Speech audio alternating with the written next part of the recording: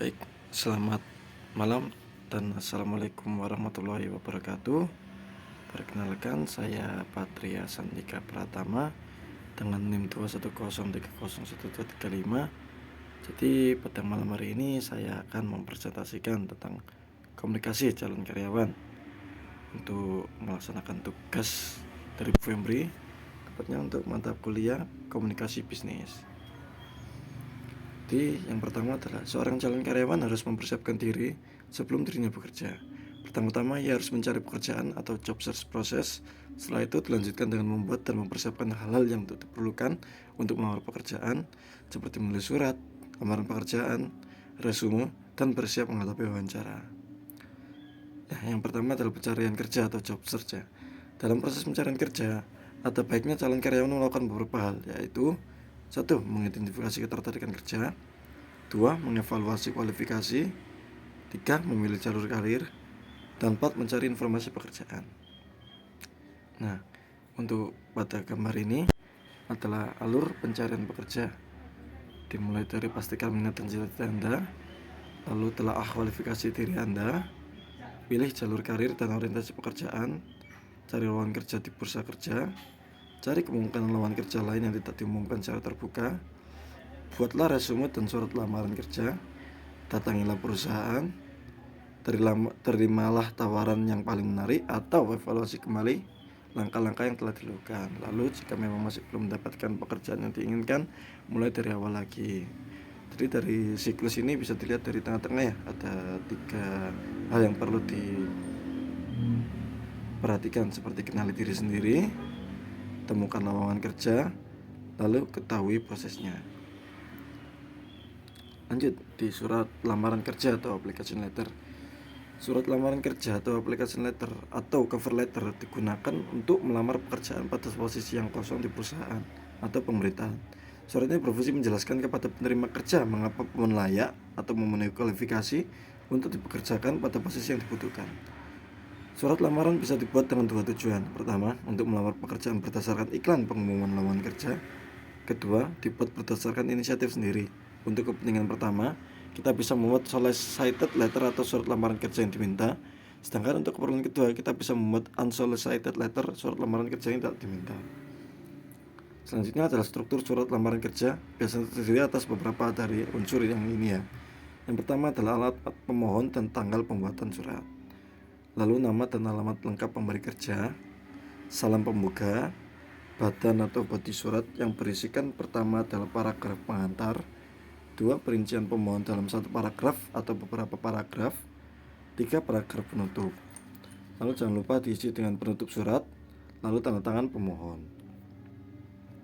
Khusus untuk konten surat, penulis lamaran sebaiknya memperhatikan beberapa hal, yakni 1. Menghindari kalimat yang terlalu panjang sehingga berpotensi mengaburkan poin-poin utama.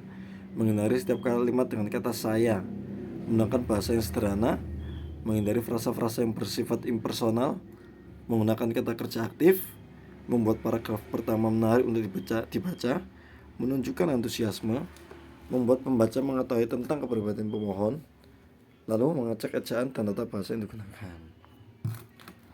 Resume. Menurut Kitty O'Loughlin, sebuah resume yang baik setidaknya mengandung beberapa unsur informasi.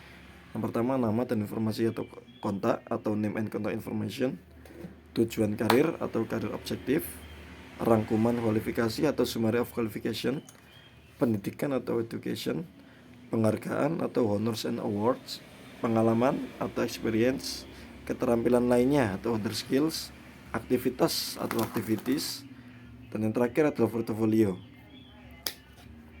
Resume memiliki 2 jenis, yaitu chronological resume dan skill resume. Resume kronologis adalah resume yang merangkum hal-hal pernah kita lakukan berdasarkan timeline, tetapi dengan kronologi terbalik yang reverse kronologi, yaitu dimulai dari menuliskan pengalaman terbaru hingga ke belakang. Sementara resume keterampilan atau biasa disebut juga dengan istilah resume fungsional atau functional resume adalah resume yang lebih menekankan tentang keterampilan yang telah kita gunakan, tidak berdasarkan pada kronologi pengalaman kerja. Setiap pelamar harus memiliki panduan atau guideline yang perlu masuk diperhatikan dalam menulis resume yang efektif.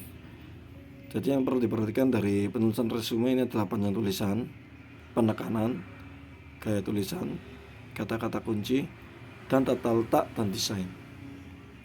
Nah, sekarang kita lanjut ke wawancara kerja atau job interview. Bagi seorang kandidat atau pelamar kerja, wawancara memiliki beberapa tujuan, yakni meyakinkan penerima kerja tentang potensi kandidat. 2. Menemukan lebih banyak informasi dan mengetahui seputar pekerjaan dan perusahaan. 3. Menambah informasi yang ada dalam resume.